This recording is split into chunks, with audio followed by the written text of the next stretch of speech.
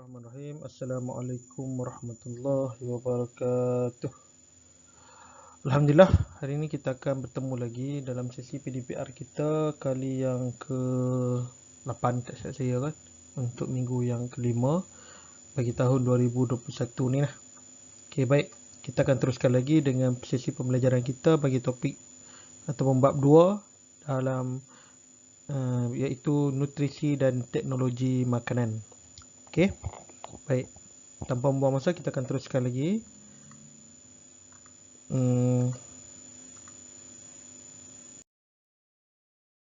Okey. Subtopik kita hari ini adalah 2.2 keperluan nutrien oleh tumbuhan. Semalam kita dah bincang pasal makanan manusia, hari ni kita nak bincang pasal makanan bagi tumbuhan. Pokok pun makan, cuma cara dia makan tak sama macam kita lah. Okey, baik. Okey, di akhir pembelajaran, murid boleh yang pertamanya menjelaskan dengan contoh fungsi makronutrien dan mikronutrien kepada tumbuhan. Okey, macam manusia ada yang makan kena makan banyak itu makronutrien, yang kena makan sikit-sikit itu mikronutrien. Sama juga dengan tumbuhan pun ada makronutrien dan mikronutrien dia. Baik. Baik. Apa keperluan nutrien oleh tumbuhan?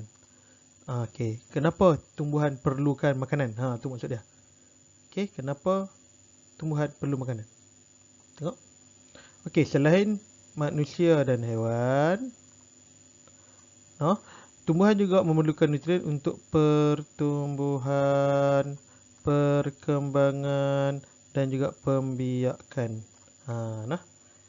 Itu juga dikira sebagai makanan pada tumbuhan. Mereka nak naik, nak tumbuh, nak berkembang dan nak membiak. Sama seperti manusia. Okey, nutrien yang diperlukan oleh tumbuhan dapat dikelaskan kepada dua kumpulan, iaitu makro dan mikronutrien. Okey, dia ada dua jenis. Okey, nanti kita akan tengok. Okey, nutrien yang diperlukan oleh tumbuhan, makronutrien. Yang diperlukan oleh tumbuhan dalam kuantiti yang banyak. Mikronutrien, kuantiti yang sedikit diperlukan oleh tumbuhan dalam kuantiti yang sedikit. Contoh makronutrien: nitrogen, magnesium, oksigen, fosforus, kalsium, karbon, kalium, sulfur dan hidrogen. Okey. Dan pokok perlu juga makanan tapi sikit saja: boron, molybdenum, ferrum, mangan, kuprum dan zinc. Kena hafal ke? Tak kena hafal. Cuma kamu kena tahulah. Ikutlah cara kamu nak buat macam mana bagi mudah ingat. Tapi biasanya soalan akan tanya taklah susah, cuma dia suruh kita ingat 3 ataupun 4 jenis mikronutrien macam tu lah. Dan 3 contoh mikronutrien kamu kena tahulah sikit-sikit lah. So boleh membaca lah ni. Okey, baik, kita teruskan. Okey, baik. Makronutrien. Apa itu makronutrien? Okey, makronutrien ialah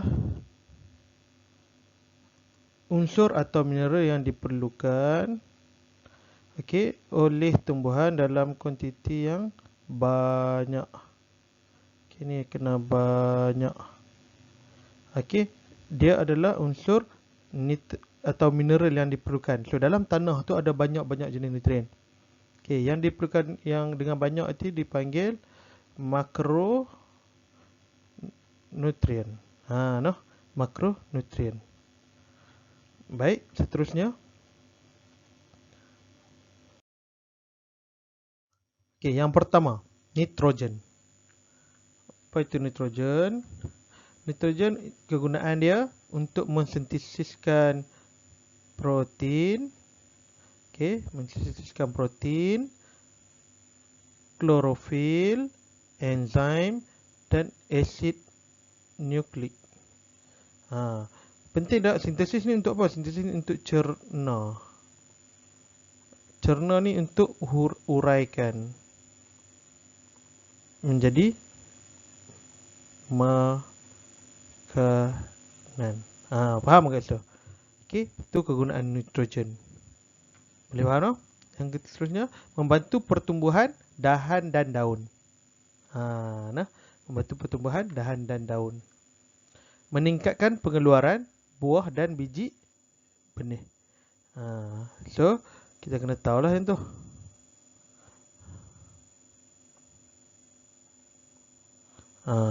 Pengeluaran buah dan biji jenis benih. Itu kegunaan nitrogen. Fosforus. Fosforus pula guna untuk apa? Okay, fosforus. Fosforus mensintesis protein dan asid nukleik, menggalakkan pembahagian sel untuk penghasilan bunga dan buah. Okey. Okey, baik. Seterusnya adalah kalium. Okey, apa kegunaan kalium? Kalium adalah gunanya untuk mensintesis protein. Okey. Menggalakkan pembahagian sel tumbuhan dan juga memperkuatkan daya ketahanan terhadap jangkitan penyakit. Ni kita tengok ni apa dia ni? Ini adalah mitosis. Kat mana kita belajar mitosis? Pembiakan. Okay, itu adalah pembiakan. Itu kegunaan kalium. Okay, magnesium. Magnesium guna untuk apa? Komponen penting dalam klorofil. Ni. Kita pakai sini. Ni dalam daun ada hijau tu. Hijau tu adalah klorofil. Ni adalah klorofil. Untuk apa klorofil ni?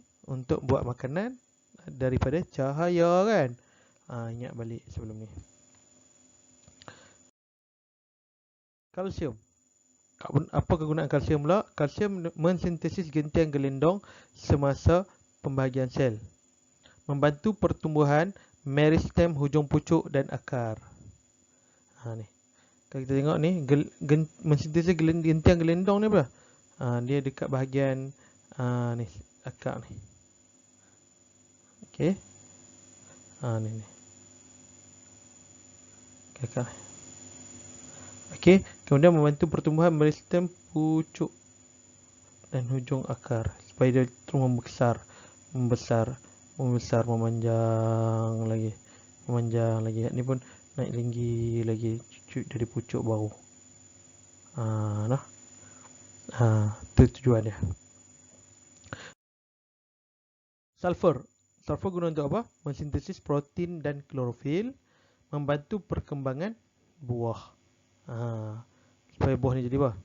Buah jadi besar dan masak elok lah.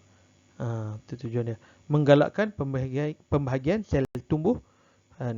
Ni menggalakkan pembahagian sel tumbuhan. Baik. Seterusnya, oksigen. Oksigen penting tak? Takkan tak penting. Oksigen yang kita belajar sebelum ni guna karbon dioksida keluar oksigen kan. Tapi oksigen juga penting terlibat dalam respirasi sel tumbuhan menghasilkan tenaga. Biasanya waktu bila ni? Ini berlaku ketika waktu malam. Untuk tumbuhan, dia berlaku pada waktu malam. Okey, oksigen akan digunakan untuk respirasi sel tumbuhan. Ingat, respirasi bukan saja berlaku untuk manusia, tapi dia berlaku pada tumbuhan juga bila waktu malam. Ingat pokok-pokok tak lena tu.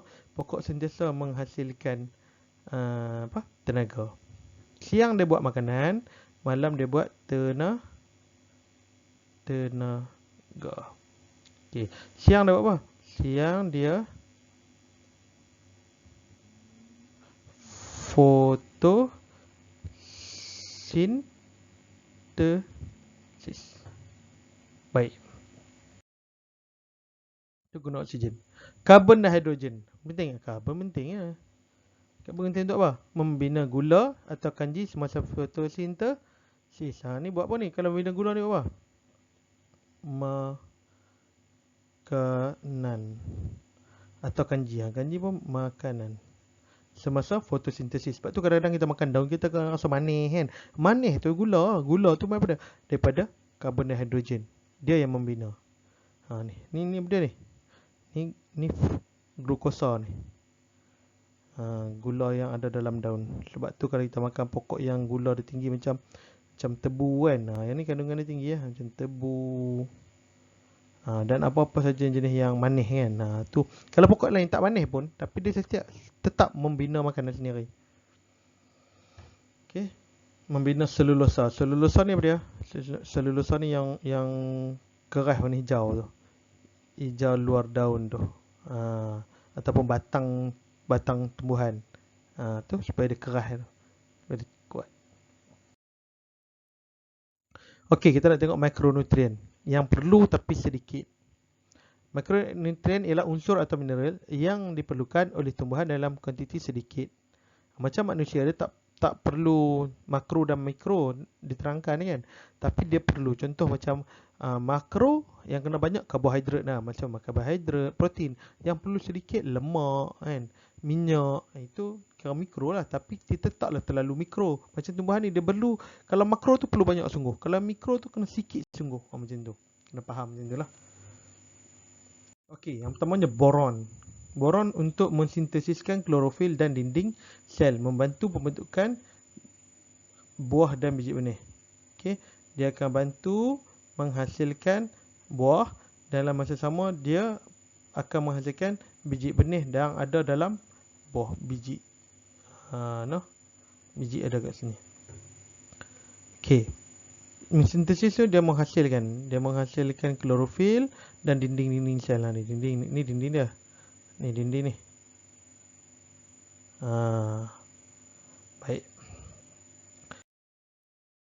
Seterusnya ferum. Ferum membantu pertumbuhan bahagian pokok muda. Kena bubuh. Sebab tu ni biasanya ada dalam baja lah. Dia perlu tapi dia tak banyak ferum. Okey, membantu respirasi sel. Juga perlu respirasi sel.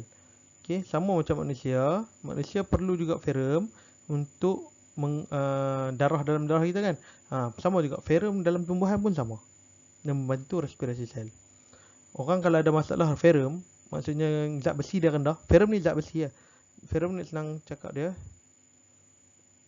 Zat besi. Okey, zat besi. Manusia perlukan dia juga untuk pertumbuhan ataupun membawa darah tu. Supaya darah tu kita perlu kepekatan ferum tu kena tinggi supaya darah kita dapat diangkut dengan betul. Kalau kita ada masalah ferum, kita akan jadi anemia. Pokok kalau ada masalah, dia akan jadi masalah respirasi sel dia teruk. Bermaksud pokok tu kurang tenaga. Okey. Kuprum terlibat dalam fotosintesis dan juga respirasi. Molybdenum, okey, mensintesis protein, membantu pertumbuhan tumbuhan.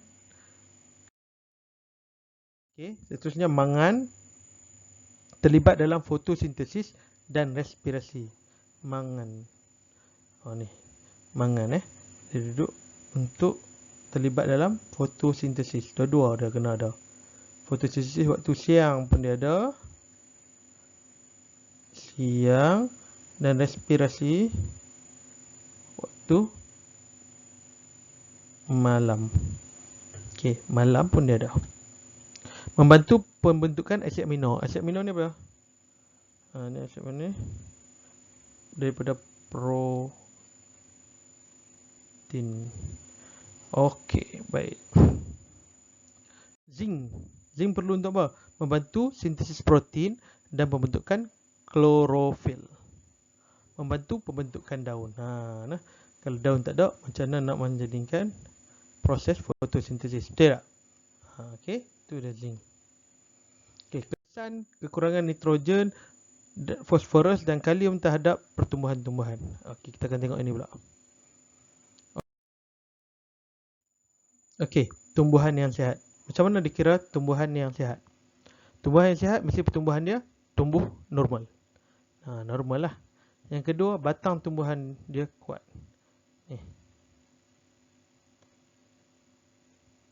Batang tumbuhan kena kuat. Daun bahagian atas kecil dan berwarna hijau, pucuk. Dia maksudnya bila kecil dia duk naik lagi. Kalau dah besar, so dia dah mula tak naik dah. Okey. Terusnya daun bahagian bawah pula besar dan berwarna hijau. So dia boleh menjalankan proses apa? Fotosintesis yang matang. Betul tak? Penghasilan bunga dan buah yang normal. Kalau pokok tu jenis bunga dan buah lah. Tapi kalau tiba-tiba bunga raya ada buah ke, kacau kan. Bunga ni dia akan mengeluarkan biji benih, bila disenyawakan akan terbentuknya buah. Nah. Penghasilan tu. Kemudian pertumbuhan akar yang normal. Akar pun kerana normal. Normal macam ni barulah dikira tumbuhan yang sihat. Kalau akar tak normal, dia tak boleh dapat makanan banyak, batang akan kecil, daun akan layu, buah tak jadi. Nah, tu kira tumbuhan yang sihat mesti ada ciri-ciri macam ni. Okey, tumbuhan yang kekurangan nutrien. Tengok pada pokok ni. Tengok pada ni kita dah nampak daun kecil, mudah gugur, daun warna kuning. Kalau pokok puding, tak kira pokok puding macam-macam warna kan. Buah dia halus, bunga dia kecil. Pertumbuhan, tumbuhan terbantuk. Terbantuk maksudnya pokok tu patutnya kalau jenis pokok tu tinggi, tapi dia tak naik tinggi. Bila tak naik tinggi, maksudnya pokok tu terbantuk lah. Batang tumbuhan lemah, lembik. Ni, batang ni jadi apa? Lembik. Memanglah pokok tu ada jenis lembik. Maksudnya macam ni, pokok tu patutnya dia kuat, tapi dia mudah nak apa? Nak layut, nak jatuh kan. Tu maksud dia. Daun di bahagian atas lebih kecil dan mudah gugur. Daun ni sangat kecil, dia tak jadi sihat. Patutnya dia tak terlalu kecil, tapi dia jadi terlalu kecil. Lepas tu dia mudah nak gugur. Okay. Daun di bahagian bawah berwarna hijau pucat dan kuning. Bila kuning, klorofil kurang. Kalau klorofil kurang, tak sihat. Dan penghasilan bunga terbantuk. Bunga pun jadi tak elok. Bunga tak elok, buah pun tak elok. Macam tu lah. Buah kecut kan. Dan pertumbuhan akar pun terbantuk. Akar pun tak berapa kuat. Mudah nak terbalik pokok tu. Okey, tu tumbuhan yang kekurangan nitrogen. Tumbuhan yang kekurangan fosforus. Apa jadi kalau kekurangan fosforus? Kalau tengok kat sini, dia kata apa? Tumbuhan terbantuk, lambat membesar dan lambat batang. Pokok tu naik, tapi dia lambat. Dia lambat pada biasa. Orang lain tanam pokok 2 minggu jadi buah dah. Jadi besar dah. Kita 2 minggu duk kenek. Tu maksudnya kurang fosforus. Batang tumbuhan lemah. Daun bahagian atas lebih kecil dan berwarna ungu. Daun bahagian bawah hijau kebiruan dan bergulung, dan tepi daun tu berwarna perang. Jadi perang. Ni dia jadi nak bergulung kan. Nak bergulung. Ni warna perang. Atas ni pula dia jadi warna purple. Tak sihat lah tu, disebabkan kekurangan fosforus. Batang tengok batang dia. Batang pun lemah, akar pun teruk kan. Tu maksud dia. Penghasilan bunga dan buah langsung tak ada. Hilang tu. Bunga pun tak ada, buah pun tak ada. Okey. Pertumbuhan akar merosak dah. Dah simpan dia. Okey, tumbuhan yang kekurangan kalium. Okey. Tumbuh dah lah terbentuk, mati sebelum matang. Pokok lain naik jadi tinggi, dia tak nak naik. Dah tak naik tu mampus pula. Kesian. Ni pokok ni kekurangan kalium. Batang tumbuhan lemah. Biasanya bukan setakat lemah, dia jadi kekuningan. Lembik warna pun tak elok, tak sihat. Okey, yang kesian tengok tumbuhan dia. Daun dia dah warna perang. Kita tengok ni. Perang. Lepas tu nak bergulung-gulung. Okey. Daun di bahagian bawah layu dengan tisu mati di tepi daun. Daun di bahagian bawah ni dia layu. Kemudian tepi-tepi tu dia mati. Dia jadi warna perang gelap. Dia rosak, dia tak elok. Perang gelap atau coklat kan. Okey, penghasilan bunga berkurang dan penghasilan buah tak ada terus. Okey, bunga dia ada tapi dia tak berapa nak menjadi. Buah tak ada. Akar pun nampak akar pun macam rambut orang tak elok. Nak luruh kan. Akar jadi tak tumbuh dengan elok. Okay, baik. Seterusnya. Okay, baik. No? So kita dah tahu tadi tumbuhan.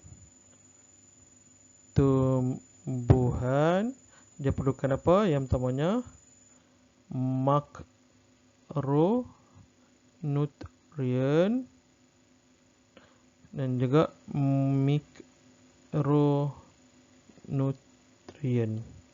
So kamu kena ingat dah, dia ada kena banyak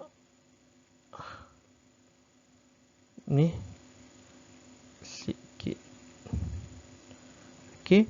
Dan kalau ada bermasalah dengan makronutrien, tumbuhan ni akan mati. Yang ni penyakit. Okey.